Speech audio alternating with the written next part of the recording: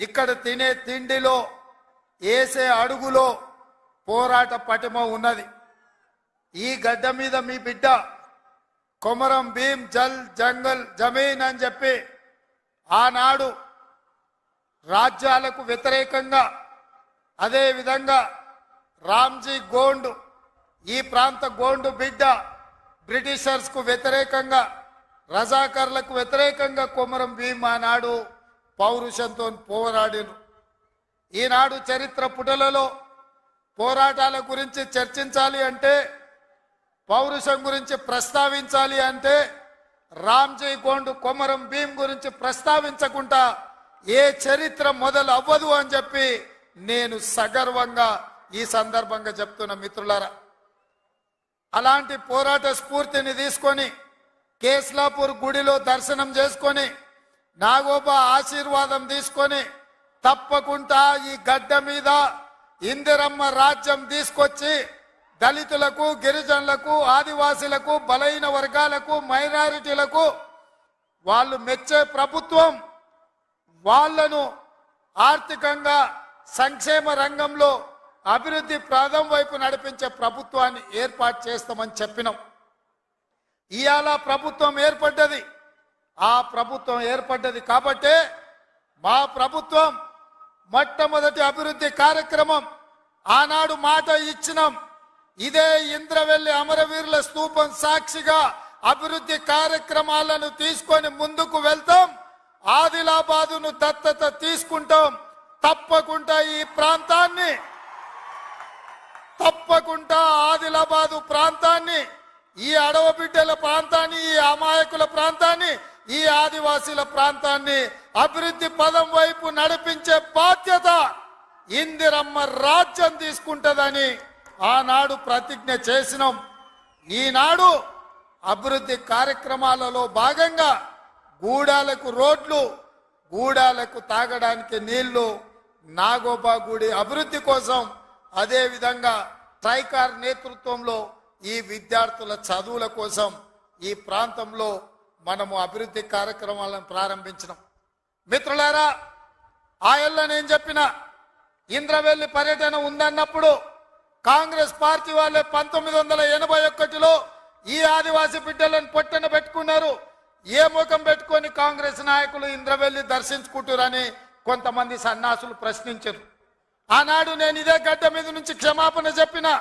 ఉమ్మడి రాష్ట్రంలో సమైక్య పాలనలో సీమాంధ్ర పాలకులు తెలంగాణ బిడ్డలను, ఆదివాసీ బిడ్డలను, అడవి బిడ్డలను తుపాకీ తూటాలతో నేలకు వరుగుతుంటే, వాళ్ళ రక్తం చిందుతుంటే నిస్సహాయులమై సమైక్య పాలనలో చేతులు కట్టుకొని కూర్చున్నారు కొందరు. అది జరిగింది తప్పు. తప్పు జరిగినందుకు మన్నించండి. మా ఇందిరమ్మ రాజ్యంలో ఆదివాసీ బిడ్డలను ఆదుకుంటాం. తప్పకుండా కుటుంబాలను హక్కున చేర్చుకుంటాం, గుండెల్లో పెట్టి చూసుకుంటామని ఆ ఎల్ల మాటిచ్చినాం.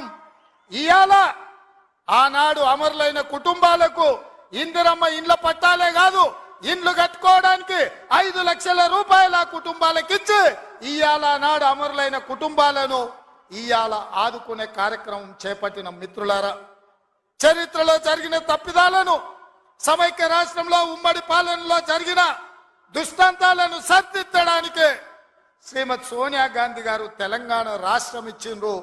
ఆ ఇచ్చిన తెలంగాణ రాష్ట్రంలో ఈనాడు ఇందిరమ్మ ప్రభుత్వాన్ని మీరు తెచ్చుకున్నారు. నేను అడుగుతున్నా ఈరోజు ఈ వేదిక మీద నుంచి కల్వకుంట్ల చంద్రశేఖరరావును సూటిగా, 10 సంవత్సరాలు తెలంగాణ రాష్ట్రంలో నీ ప్రభుత్వం ఉన్నది కదా, ఏనాడైనా ఈ ఆదిలాబాద్ గురించి, అడవి బిడ్డల గురించి, ఈ ఆదివాసీల గురించి, ఆనాడు ఇంద్రవల్లిలో నేల కొరిగిన ఈ అడవి బిడ్డల గురించి ఒక్కరోజైనా ఆలోచన చేసినవా? ఈ కుటుంబాలను ఆదుకోవాలి, ఈ కుటుంబాల ఆత్మ గౌరవం నిలబెట్టాలి అని ఏ రోజైనా నీ మంత్రివర్గంలో చర్చించడమా అని నేను అడుగుతున్నా. ఇవాళ నువ్వు, నీ కుటుంబము, నీ కొడుకు, నీ బిడ్డ, నీ అల్లుడు, నీ సుట్టపల్ల కోసమే తెలంగాణ రాష్ట్రం వచ్చిందా? లేకపోతే ఈ ఆదివాసీ బిడ్డల కోసం, ఈ బలహీన వర్గాల కోసం తెలంగాణ రాష్ట్రం సోనియమ్మ ఇచ్చిందా అని చెప్పి నేను సూటిగా ప్రశ్నిస్తున్నా. ఇవాళ ఈ వేదిక మీద నుంచి సూటిగా టిఆర్ఎస్ నాయకులకు నేను చెప్పదలుచుకున్న తెలంగాణ ప్రజలు 10 సంవత్సరాల మీ దుర్గమార్గమైన పాలనను, ఈ తెలంగాణ రాష్ట్రాన్ని చెరుకు తోటల్లో అడవి పందులు ఏ విధంగా అయితే విధ్వంసం చేస్తాయో ఈ తెలంగాణ రాష్ట్రం మీద మీరు, మీ కుటుంబ సభ్యులు, మీ పార్టీలు పడి దోసుక తిని కొల్లగొట్టి విధ్వంసం చేసి ఈ తెలంగాణ రాష్ట్రాన్ని విధ్వంస రాష్ట్రంగా మాకు అప్పజెప్పినారు. 7 లక్షల కోట్ల రూపాయల అప్పులు తెచ్చిండ్రు. మరి 7 లక్షల కోట్ల రూపాయల అప్పులు తెచ్చిన మీరు ఆనాడు మేము కట్టిన కడెం ప్రాజెక్టు కూలిపోతుంటే మరమ్మతులు చేసిండ్రా? ఈ ప్రాంతంలో సదర్మాటు ప్రాజెక్టు కట్టాలి అని అంటే సదర్మాటుకి ఏమన్నా నిధులు ఇచ్చిండ్రా? ఈ ప్రాంతంలో అడవి బిడ్డలుండే గూడాలకు రోడ్లైనా వేసిండ్రా? ఈ అడవి బిడ్డలకు మిషన్ భగీరథ పేరు మీద 40,000 కోట్ల రూపాయలు దోసుక తిన్నారు. తాగడానికి మంచినీళ్ళు ఇచ్చిండ్రా?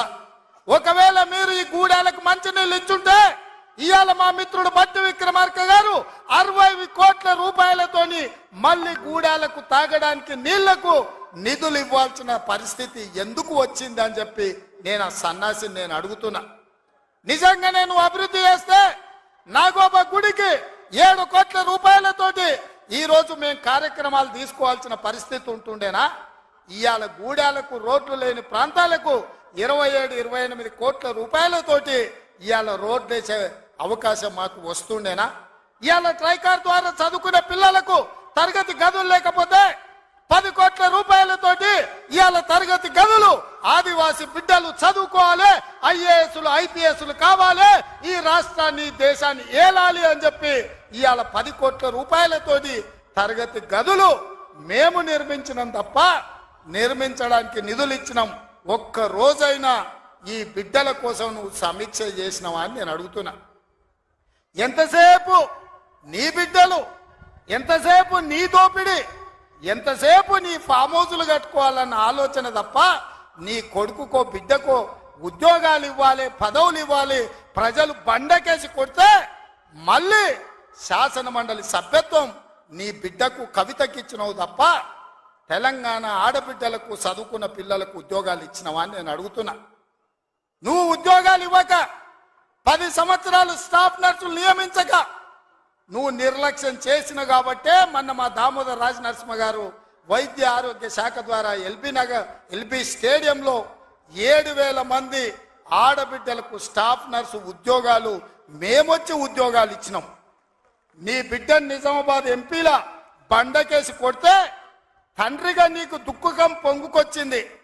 నీ బిడ్డకెంబడే శాసన మండలిలో మళ్ళీ పదవి ఇచ్చినవు కానీ గా ఆడబిడ్డలకు స్టాఫ్ నర్సు ఉద్యోగాలు ఇచ్చినవా? గది నీ నీతి, నీ జాతి. మరి మేము 7,000 ఉద్యోగాలు స్టాఫ్ నర్సులు ఇచ్చినాం. ఇవాళ నీ అల్లుని నీ కొడుకుని మంత్రిని చేసుకున్నాం.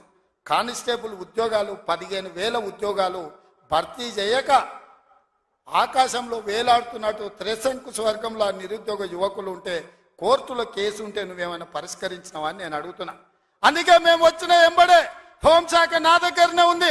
డీజీపీని ఇతర అధికారులను పిలిచి సమీక్షించి వేలాది మంది నిరుద్యోగ యువకులు ఈ రోజు నిరుద్యోగులుగా అమీర్పేటలోనో లేకపోతే అశోక్ నగర్ చౌరస్తాల్లో, దిల్సు నగర్ చౌరస్తాల్లో ఇంటికెళ్ళి తల్లిదండ్రులకు మొహం చూయించుకోలేక నిస్సారంగా జీవితం గడుపుతున్నారు. వాళ్లకు ఉద్యోగాలు ఇవ్వాలని కోర్టుల్లో ఉన్న కేసులను ఇవాళ త్వరితగతిన పరిష్కరించాలని ప్రయత్నం చేసినాం.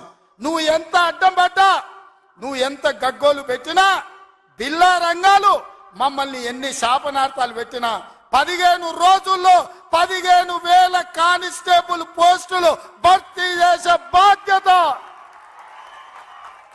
15 రోజుల్లో 15,000 కానిస్టేబుల్ పోస్టులు భర్తీ చేసే బాధ్యత మా మంత్రివర్గం తీసుకుంటుంది. మాది బాధ్యత అని చెప్పి నేను ఈ వేదిక మీద నుంచి మాట ఇస్తున్న మిత్రులారా, ఈరోజు తెలంగాణ సమాజం ఆలోచన చెయ్యండి. ఈ తెలంగాణ రాష్ట్రం ఎవరి చేతిలో భద్రంగా ఉంటుంది? ఈ తెలంగాణ రాష్ట్రం త్యాగాల పునాదుల మీద ఏర్పడ్డ ఈ రాష్ట్రం ఎవరు భద్రంగా కాపలా కాస్తారు? ఎవరు భద్రంగా ఈ రాష్ట్రాన్ని అభివృద్ధి పదం వైపు నడిపిస్తారో మీరు ఆలోచన చేయండి. మేము వచ్చే 60 రోజులు కానే లేదు, 2 నెలలు ఇంకా పూర్తి కాలే. 7 తారీఖు వస్తే 2 నెలలు, 7 తారీఖు ఇంకా 5 రోజులు తక్కువనే ఉంది. అప్పుడే 6 గ్యారెంటీలు అమలు చేయలేదంటాడు సన్నాసుడు. ఆయనతోని శాత కాదు ఎట్లా చేయడంటాడు. పిల్లి శాపనార్థాలకు ఉట్టి దిగిపడుతుందా? ఇలా పొంకనాలు కాకపోతే 10 ఏళ్లలో మీరు ఏనాడైనా పేదవాళ్ళ ఇంటికి 200 యూనిట్ల ఉచిత కరెంట్ ఇవ్వాలన్న ఆలోచన చేసినవా? పేదవాడు ఆత్మగౌరవంతో బ్రతకాలి అంటే ఇందిరమ్మ ఇండ్లు ఇవ్వాలన్న ఆలోచన ఏనాడైనా చేసినవా? ఆరోగ్యశ్రీ పథకాన్ని నిర్వీర్యం చేసినావు. 10 లక్షల రూపాయలు వాళ్ళకి ఇన్సూరెన్స్ ఇవ్వాలన్న ఆలోచన ఏనాడైనా చేసినవా? ఇవాళ అందుకే ఆడబిడ్డల్ని ఆదుకోవడానికి 500 రూపాయలకు సిలిండర్ ఇచ్చి ఆడబిడ్డల్ని ఆదుకోవాలి, కట్టెలపై కష్టాల నుంచి వాళ్ళని కాపాడాలి అని తొందరలోనే మా ఆడబిడ్డల కోసం 500 రూపాయలకి ఇంటింటికి సిలిండర్ ఇచ్చే బాధ్యత మా మంత్రివర్గం తీసుకున్నది. 1,00,000 మంది ఆడబిడ్డలతోని ప్రియాంక గాంధీ గారిని రప్పించి 1,00,000 మంది ఆడబిడ్డల సమక్షంలో సిలిండర్ 500 రూపాయల కార్యక్రమాన్ని తొందరలోనే మీ ప్రభుత్వం మన ప్రభుత్వం తీసుకోబోతుంది అని చెప్పి మా మిత్రులందరికీ నేను చెప్పదలుచుకున్నా. అదేవిధంగా మిత్రులారా, ఇంటికి ఉచిత కరెంటు 200 యూనిట్ల వరకు ఇస్తామని ఆనాడు చెప్పినాం. పోయిన సంవత్సరం ఎవరెవరు ఎంతెంత వాళ్ళ ఇంటికి కరెంటు వాడినరో ఆ లెక్క కట్టి ప్రతి ఇంటికి తెల్ల రేషన్ కార్డు ఉన్న వాళ్లకు 200 యూనిట్ల వరకు తొందరలోనే ఉచిత కరెంటు మీ ఇంటికి ఇచ్చే బాధ్యత, మీ కుటుంబాలను ఆదుకునే బాధ్యత మన ప్రభుత్వం తీసుకుంటుంది, పేదల ప్రభుత్వం తీసుకుంటుంది. ఆ ఎల్లా ప్రగతి భవన్ అనే పేరు మీద పెద్ద గడిని నిర్మించుకొని కష్టాలు చెప్పాలి అని గద్దరన్న పోతే ఎర్రటెండకు మిట్ట మధ్యాహ్నం 3 గంటలు నీ గేటు దగ్గర నించోబెట్టినావు కదా కేసీఆర్. ఈ పాపం ఊరికెపోతుందా అని నేను అడుగుతున్నా. అందుకే కదా పార్టీని మొన్న జరిగిన ఎన్నికలలో బొక్కలు ఇరగొట్టి బోర్ల బొక్కలేసి గుణపాఠం చెప్పిండ్రు. గద్దరన్న ఉసురు తలిగింది కాబట్టి మీ బొక్కలు ఇరిగిన బిడ్డ, అది గుర్తుపెట్టుకోండి అని నేను చెప్పదలుచుకున్నా. అందుకే మిత్రులారా, ఇవాళ ఈ ప్రభుత్వం మీది మనది, ఈ ప్రభుత్వం పేదోళ్ళది. ఈ పేదోళ్ళ ప్రభుత్వంలో ఆదిలాబాదును దత్తత తీసుకుంటాం. తప్పకుండా తుమ్మిడిఎట్టి దగ్గర ఉత్తమ్ కుమార్ రెడ్డి గారి అనుమతితోని సాగునీటి ప్రాజెక్టును కడతాం, కుప్టి ప్రాజెక్టును కడతాం, సబర్మతి ప్రాజెక్టును కడతాం, కడెం ప్రాజెక్టును రిపేర్ చేస్తాం.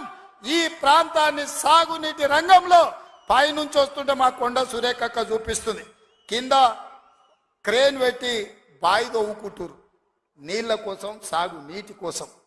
మరి ఆ సన్నాసోడు 1 కోటి ఎకరాలకు నీళ్ళు ఇచ్చిన అన్నాడు, ఏడిచ్చిండా? వచ్చినా ఇవాళ హెలికాప్టర్ల పైనుంచి వస్తే ఎడారిని చూసినట్టుంది, ఎండిపోయిన పొలాలు కనిపిస్తున్నాయి. నీళ్ల కోసం బావులు తవ్వుకుంటారు. ఇవాళ బావి తవ్వే క్రేను అది చూపించి సురేఖక్క అన్న ఇంకా బాయిల వ్యవసాయమే ఉంది, ఇక్కడ నీళ్లు రాలేదని. ఇవాళ వస్తావా కేసీఆర్, నీకు మళ్ళోసారి చూపిస్తా ఈ ప్రాంతాన్ని. ఏనాడా నువ్వు వచ్చినవో రాలేదో నాకు తెలియదు, ఎన్నికలప్పుడు ఓట్లాడుకోనికి వచ్చుంటావు, కానీ ఈ ప్రాంతాన్ని చూడడానికి ఎప్పుడన్నా వచ్చినవా? రా, ప్రభుత్వం హెలికాప్టర్ పెడుతుంది, మేము వస్తాం, నీకు చూపిస్తాం. 1 కోటి ఎకరాలకు నీళ్లు ఇస్తా అనే పేరు మీద లక్షల కోట్ల రూపాయల దోపిడీకి పాల్పడ్డావు తప్ప ఈ ఆదిలాబాద్కు నీళ్లు ఇవ్వలేదు. అందుకే ఈ ప్రాంతాన్ని సస్యశ్యామలం చేయడానికి సాగునీటి ప్రాజెక్టులను కట్టే బాధ్యత మా పార్టీ తీసుకుంటుంది, మా ప్రభుత్వం తీసుకుంటుంది. నిన్న మొన్న మాట్లాడుతున్నారు వాళ్ళు 3 నెలల 6 నెలల కేసీఆర్ మళ్ళీ ముఖ్యమంత్రి అవుతాడు, ఈ ప్రభుత్వాన్ని పడగొడతామని. నీ అయ్యా ఎవడ్రా పడగొట్టేటోడు? పడగొడతారా? ఎవడు కొట్టేది? నేను అడుగుతున్నా, వేలాది మంది మా యువకులు ఇక్కడ ఉన్నారు, మీరందరు చూసుకుంటే ఊరుకుంటారా? పడగొడితే ఊర్లలోకి రానిస్తారా? ఊర్లలో ఎవడన్నా ఈ ప్రభుత్వాన్ని పడగొట్టాలన్న ఆలోచన చేస్తే మీ ఊర్లో యాప చెట్టుకు కోదండం వేసి కొట్టండి, లాగుల తొండలు ఇడవండి. ఇది ప్రజలు ఎన్నుకున్న ప్రభుత్వం, ప్రజలు ఆశీర్వదించిన ప్రభుత్వం, ప్రజల కోసం పనిచేస్తున్న ప్రభుత్వం. ఇది ప్రజా ప్రభుత్వం. ఆడ అనుకుంటుండు 1,00,000 కోట్లు పెట్టి కట్టిన కాళేశ్వరం కూలినట్టు ఈ ప్రభుత్వం కూలుతుందని. నీ అయ్యా నువ్వు దోపిడీకి పాల్పడ్డావు కాబట్టి ఆ కాళేశ్వరం గాలి వస్తే కొట్టుకుపోయింది. ఈ ప్రభుత్వం గాలి కాదు కదా, నీ ఖాందాన్ మొత్తం వచ్చినా బోర్ల బొక్కలు పండబెట్టి తొక్కుతాం. ఎవడ నీ ప్రభుత్వం పడుతుందనో 6 నెలలకో 3 నెలలకో కేసీఆర్ ముఖ్యమంత్రి అవుతాడని చెప్పిండంటే మూతి పండ్లు రాలుతాయని నేను చెప్పదలుచుకున్నా. గా మన చూసిన నిత్యానంద స్వామి అని ఒక ఆయన ఉన్నాడు, తెలుసు కదా మీకు అందరికీ. ఆయన ఇక్కడక్కడైతే లాభం లేదని పోయి ఎన్నో దీవి కొనుక్కొని దానికి రాజు అని ప్రకటించుకున్నాడు. ఇక కేసీఆర్ సంపాదించిన అక్రమ సంపాదన ఉంటే పోయి ఏమన్నా అడవిలో పోయి ఎక్కడన్నా పోయి దీవులలో పోయి దీవి కొనుక్కొని దానికి రాజు అని ప్రకటించుకోవాల్సిందే, లేకపోతే ఆయన ఫామ్ హౌస్కి ఆయన ముఖ్యమంత్రి కావాల్సిందే తప్ప ఈ తెలంగాణ రాష్ట్రానికి మళ్ళీ జన్మలో ముఖ్యమంత్రి కాదు కదా, మంత్రి పదవి కూడా కేసీఆర్కు రాదని నేను చెప్పదలుచుకున్నా. నువ్వు చేసిన పాపాలకు నువ్వు పాపాల భైరవుడివి.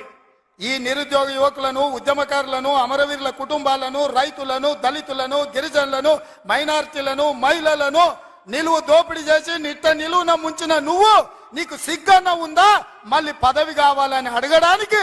నీకు కొంచెమైనా రోషం ఉన్నదాన్ని నేను అడుగుతున్నా. ఆయన మాట్లాడుతున్నాడు 6 నుంచి 8 పార్లమెంట్లు వస్తాయి. ఏంటికి వస్తే మళ్ళీ 6, 8 ఇస్తే మోడీకి అమ్ముకుందామనా? మొదటిసారి 12 ఇస్తే మోడీకి అమ్మినావు, రెండోసారి 9 ఇస్తే తీసుకుపోయి మోడీకి అమ్మినావు. మారు బేరగాలి కాక ఈడ ఎంపీలు కొనాలి, ఈడ ఎంపీలు గెలవాలి, ఢిల్లీకి వెళ్ళి మోడీకి అమ్ముకోవాలి. దీనికోసమేనా నీకేసేది? నేను ఇవాళ సూటిగా కేసీఆర్ని అడుగుతున్నా.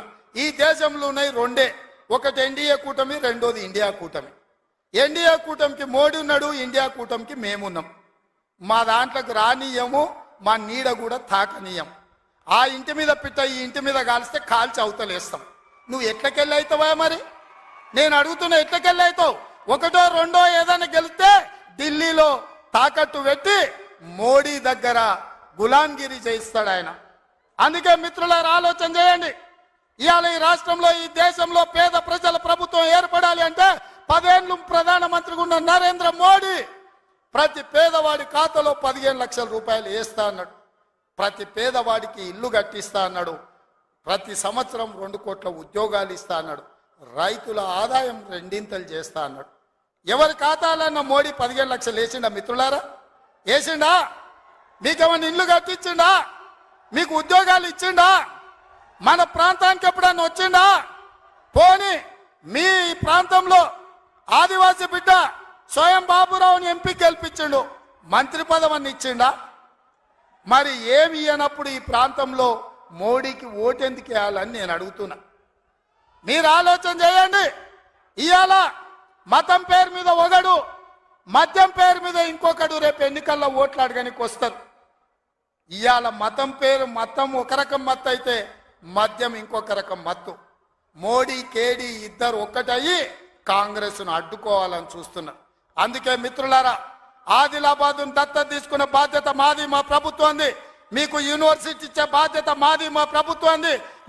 మీకు తప్పకుండా తుమ్మిడేట్టు ప్రాజెక్టును కట్టే బాధ్యత మాది, మా ప్రభుత్వంది. తప్పకుండా సదర్మాట్ పూర్తి చేసే బాధ్యత మాది, మా ప్రభుత్వంది. కుప్తి ప్రాజెక్టును పూర్తి చేసే బాధ్యత మాది, మా ప్రభుత్వంది. కడెం ప్రాజెక్టును మరమ్మతులు చేసే బాధ్యత మాది, మా ప్రభుత్వంది. తండాలలో, గూడాలలో, మారుమూల పల్లెల్లో ప్రతి తండాకు గూడానికి రోడ్లు వేసే బాధ్యత మాది. తాగునీళ్ళు ఇచ్చే బాధ్యత మాది. పేదోళ్ళ పిల్లలకు చదువుకోవడానికి పాఠశాలలు ఏర్పాటు చేసే బాధ్యత మాది. ఈ రాష్ట్రంలో 2 లక్షల ఉద్యోగాలు నింపే బాధ్యత మాది. 2,07,000 నింపినాం. ఇంకా 1,93,000 ఉద్యోగాలల్లా 15 రోజుల్లో 15,000 కానిస్టేబుల్ ఉద్యోగాలు నింపుతాం. ఇవన్నీ చేసే బాధ్యత మాది. అందుకే మిత్రులారా, ఏ ఆదిలాబాద్, ఏ ఇంద్రవెల్లి సాక్షిగా ఆగస్టు 9, 2021 నాడు దళిత గిరిజన దండోర పేరు మీద ఎన్నికల సమర శంఖాన్ని పూరించినమో, మీ ఆశీర్వాదం తీసుకొని గుండెల నిండా మీరు ఇచ్చిన ధైర్యాన్ని నింపుకొని తెలంగాణ మూలల నేను మా మిత్రులందరూ కలిసి సమన్వయం చేసుకొని ఇవాళ ఇందిరమ్మ రాజ్యం తెచ్చినాం. అదే విధంగా ఇవాళ మళ్ళీ రాబోయే లోక్సభ ఎన్నికల్లో ఈ దేశానికి రాహుల్ గాంధీ గారు ప్రధానమంత్రిగా చెయ్యాలి అంటే కన్యాకుమారి నుంచి కశ్మీర్ వరకు 150 రోజులు 4000 కిలోమీటర్లు మండు టెండల్లో మంచు కొండల్లో నిర్విరామంగా పాదయాత్ర చేసిండు. ఇవాళ మణిపూర్ నుంచి మహారాష్ట్ర వరకు యాత్ర చేస్తున్నాడు. అలాంటి త్యాగం చేసే నాయకుడు, వాళ్ళ నాయనమ్మ ఈ దేశం కోసం ప్రాణం ఇచ్చింది, వాళ్ళ నాయన ఈ దేశం కోసం ప్రాణాలు ఇచ్చాడు, వాళ్ళ అమ్మ ఈ దేశం కోసం పదవి త్యాగం చేసింది. అలాంటి గొప్ప నాయకుడు ఇందిరమ్మ మనవడు ఈ దేశానికి ప్రధానమంత్రి కావాలి, రాహుల్ గాంధీ ప్రధానమంత్రి కావాలి అంటే ఆదిలాబాదు గడ్డ మీద కాంగ్రెస్ జెండా ఎగరాలి. మీరందరు సిద్ధం కదా? ఆదిలాబాద్ లో ఎంపీ గెలిపిస్తారు కదా? మీరందరు సిద్ధమేనా? మీరందరు సిద్ధమేనా? మీరందరు సిద్ధమేనా? మీరందరు సిద్ధమేనా? జై కాంగ్రెస్. ఫామ్ హౌస్లు ఉన్న కేసీఆర్ గుండెలు అదరాలి మిత్రులారా. జై కాంగ్రెస్, జై జై కాంగ్రెస్, జై సోనియమ్మ, జై జై సోనియమ్మ. ధన్యవాదాలు మిత్రులారా.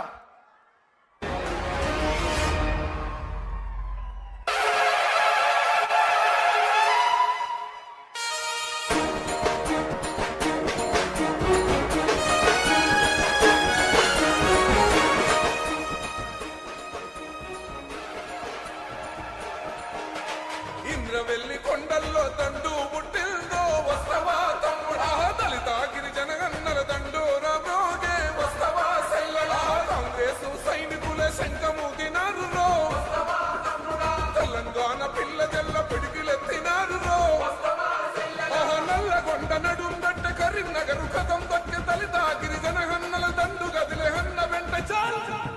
ఓహో ఇంద్రవెల్లి కొండల్లో దండు పుట్టిందో వస్తవా తమ్ముడా, దళిత గిరిజన గన్నల దండోరా బ్రోగే వస్తవా సెల్లడా.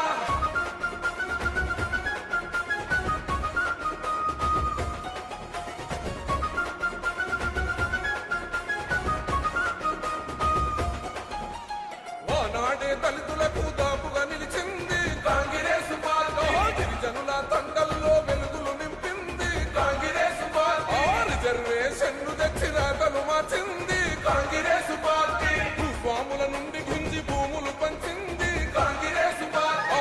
ఆనాడే ఇందిరమ్మ కూడు పెట్టె కూడు గట్ట రాజ్యం వచ్చి ఎడెళ్ళైన ఈ పాలకులేమి పడితే ఓహో అంబేద్కర్ కుమరం భీము వారసులై కదులుదాం వస్తవా తమ్ముడా, ఓట్లరాట సాగదంటూ ఒట్టు పెట్టి చెప్పుదాం వస్తవా సెల్లెడా.